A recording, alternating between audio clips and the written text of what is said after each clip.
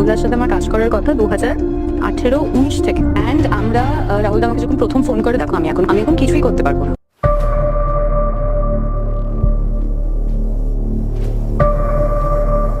রাহুলকে হত্যার পেছনে কি ছিল একটি ভয়ঙ্কর পরিকল্পনা? তবে কি এই রহস্যের একমাত্র প্রত্যক্ষদর্শী অভিনেত্রী শ্বেতা এখন গৃহবন্দী?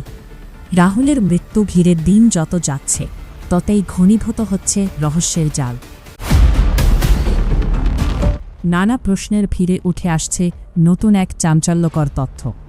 অলৌকিকভাবে বেঁচে ফেরা শ্বেতার আর কোনো খোঁজ মিলছে না। এমনকি রাহুলের শেষকৃত্যেও তাকে দেখা যায়নি। তাহলে কি কোনো গোপন তথ্য ফাঁস হয়ে যাওয়ার ভয়ে শ্বেতাকে আড়ালে রাখা হয়েছে, নাকি নিজের প্রাণের নিরাপত্তার জন্যে তিনি মুখ বন্ধ রেখেছেন?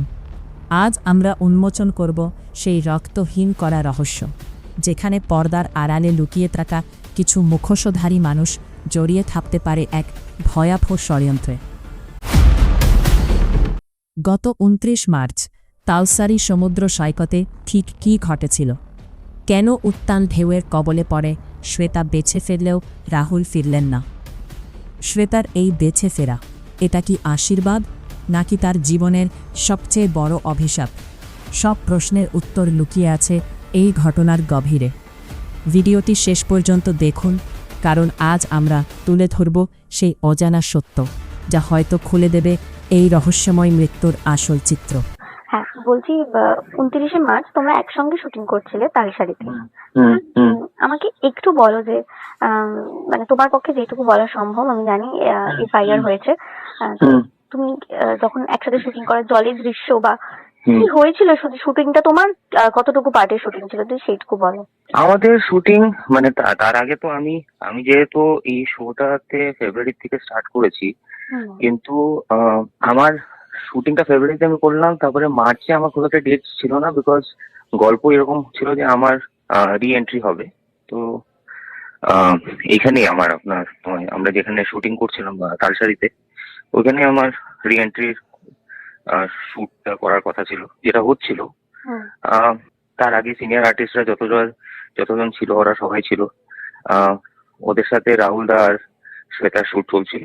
তারপরে আমাকে ডাকা হলো, ততক্ষণ এই সিনিয়র আর্টিস্ট যাদের ওদের সবার ব্যাকআপ হয়ে ওরা রিটার্ন করছিল, লাস্টে আমি রাহুল দার শ্বেতায় শুট করছিলাম। তাছাড়া তারপরে এমনি সবকিছু হয়ে গেছিল, it was the last shot I guess. মানে এক্স্যাক্টলি কি প্ল্যান ছিল শুটে ওটা তো আমি এক্স্যাক্টলি বলতে পারবো না, কিন্তু যেহেতু কি লাস্ট মোমেন্টে সানডাউন হচ্ছিল, তাড়াতাড়ি আমরা শুট গুলো করছিলাম, ওই লাস্ট শটই ছিল বোধহয়, ড্রোন শট একটা ছিল আই থিঙ্ক। ওই সময় এই ঘটনাটা ঘটে। এই বিষয়টা কি বলতো, আমাকে এই জিনিসটা বারবার রিকল করতে হয়, তো it becomes very much A problem for me. Anyways, so ওই লাস্ট শটে যেটা ঘটলো, তারপরে মানে শ্বেতা আর রাহুল দা জলে এতটা যাওয়ার কথা ছিল না, কিন্তু তারপরে তার আগে আমরা এগুলোর close shot, mid shot, close shot এগুলো করে নিয়েছিলাম। ওই লাস্ট ড্রোন শটটাই যেটা হয়েছিল, ওই সময় ওই ঘটনাটা ঘটে। তারপরে শ্বেতা আর রাহুল দুজনই they kind of ever about to drown, and ওদের দুজনকেই বাঁচানো হলো। অনেক technicians they jumped on into the water. একটা বোট আসলো, ওদের কিন্তু খুব তাড়াতাড়ি বাঁচানো হয়েছিল। এই যে এখানে অনেক লেখা হচ্ছে যে 40 মিনিট লেগেছে, খুঁজে পাওয়া যাচ্ছিল না, এগুলো সবই ভুল। কিন্তু সেটা তো ময়নাতদন্তের রিপোর্টে বলা হয়েছে যে প্রায় 1 ঘন্টা জলের নিচে থাকায় যেখানে দ্বিগুণ হয়ে যায় ফুসফুস, সেটা তো রিপোর্ট। এবার তুমি কি বলবে? আমি যেটা দেখেছি ওটা তো এরকম ছিল না, মানে it was a matter of few minutes, যে বাই দ্যাট টাইম বোটও চলে এসছে, রাহুল দা শ্বেতা দুজনকে সেম টাইমে জল থেকে বের করা হয়েছে। তারপর রাহুল দাকে নিয়ে যাওয়া হয় হসপিটালে, যত তাড়াতাড়ি পারা হয়েছে এই জিনিসগুলো করা হয়েছে, আমার চোখের সামনে হয়েছে জিনিসটা। কিন্তু তারপরে আমরা জানতে পারি যে রাহুল দা আমাদের সাথে আর নেই। একসঙ্গেই কি দুজনকে তোলা হয়েছিল? একসঙ্গেই তোলা হয়েছিল। সেক্ষেত্রে একটা প্রশ্ন আসে যে মানে শ্বেতা সম্পূর্ণ সুস্থ, মানে না সম্পূর্ণ সুস্থ অবভিয়াসলি, কিন্তু শ্বেতা যেহেতু আমি শিওর শ্বেতা আপনাদের সাথে বোধহয় এখন কথা বলতে পারছি না, সেটা ওর একটা ট্রমা। আমাদের সবাইকে ওই জিনিসটা রিকোয়েস্ট মানে অ্যাকসেপ্ট করে, মানে we need to help her recover as soon as possible. তারপরে এখন ওইটা কি বলে রিপোর্টে কি এসছে কি না, ওগুলো আমি টু বি ভেরি অনেস্ট আমি দেখিনি। আমাকে আমার ফ্যামিলি মেম্বার্সরা খুব স্ট্রিক্টলি ট্রাই করছে যেহেতু আমি যেন ফেসবুকটা না খুলি অ্যান্ড অল দ্যাট, কিন্তু নিউজ তো আমি কোথাও না কোথাও পেয়ে যাচ্ছি একটু একটু করে। অবভিয়াসলি শ্বেতা আর রাহুলদাকে একসাথে তোলা হয়েছে। একটা কথা বলো যে কতটা জলে শুট ছিল? দেখো এতটা মানে যেগুলো এরকম জলে যাওয়ার কথা তো ছিল না, মানে এটা এটা এরকম কিছু ছিল না কেন, কিন্তু এই যে রাহুল দা গোয়ালি অব্দি যাওয়ার কথা ছিল, তারপরে ফিরে এসে আমার সাথে একটা কথোপকথন ছিল, কেন হলো কি হলো বিশ্বাস করে এটা এখন আমি বলেও বোঝাতে পারবো না। তাছাড়া এখন দ্য সিনিয়রদের পুলিশ আছে, এফআইআর হয়েছে, তদন্ত চলছে, খুব তাড়াতাড়ি বেরিয়ে যাবে জিনিসটা, সবাই জানতে পারবে কি হয়েছে, আর এটা জানা উচিত সবাইকে। আই রিয়েলি হোপ কি জিনিসটা খুব তাড়াতাড়ি বেরিয়ে যাক আর লোকেরা জানুক কি এক্স্যাক্টলি হয়েছেটা কি। ড্রোন শটটা কি একদম লাস্ট সিনে ছিল, মানে ওটা স্ক্রিপ্টে ছিল যে ড্রোন শট থাকবে? স্ক্রিপ্টে তো কখনো এরকম লেখা থাকে না যে ড্রোন শট থাকবে বা এই পার্টিকুলার শটটা নিতে হবে, ওটা তো ডিসাইড করা হয়, স্ক্রিপ্টে তো শুধু গল্পটা আসে।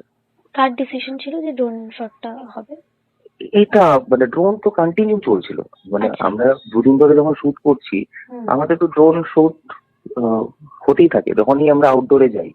আমরা ড্রোন এখন একটা ড্রোন যেহেতু drone is become a very common thing in a particular shoot, so এখন এটা কার ডিসিশন ছিল ওটা আমি এক্স্যাক্টলি বলতে পারবো না, মানে ওটা তো প্রোডাকশন শুটিং এ চলছিল। আজকাল চলেই বলো, তখন যে আউটডোরে যায় drone is a very compulsory thing.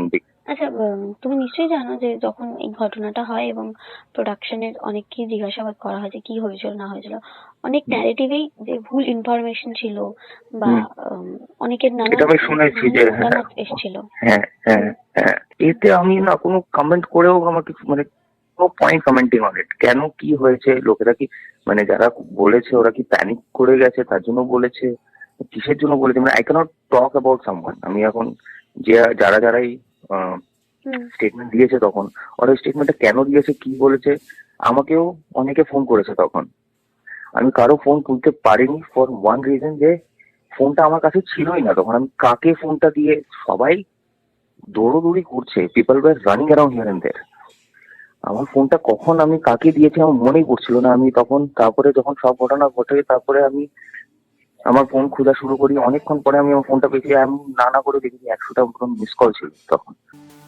প্রিয় দর্শক, এতক্ষণ আমাদের সাথে থাকার জন্য আপনাদের অসংখ্য ধন্যবাদ। আর হ্যাঁ, অভিনেতা রাহুলের মৃত্যুর রহস্য ঘিরে আজকে আমাদের এই প্রতিবেদনটি দেখে আপনাদের কি মনে হয়, এ বিষয়ে অবশ্যই আপনাদের মতামত আমাদের এই কমেন্ট বক্সে কমেন্ট করে জানাতে ভুলবেন না। আর হ্যাঁ, আপনি যদি আমাদের এই চ্যানেলে নতুন দর্শক হয়ে থাকেন তাহলে অবশ্যই চ্যানেলটি সাবস্ক্রাইব করে বেল বাটনটি অন করে রাখবেন। আজকের মতো এখানে বিদায় নিচ্ছি, দেখা হচ্ছে পরবর্তী কোনো একটি ভিডিওতে। ভালো থাকবেন সবাই, ধন্যবাদ সবাইকে।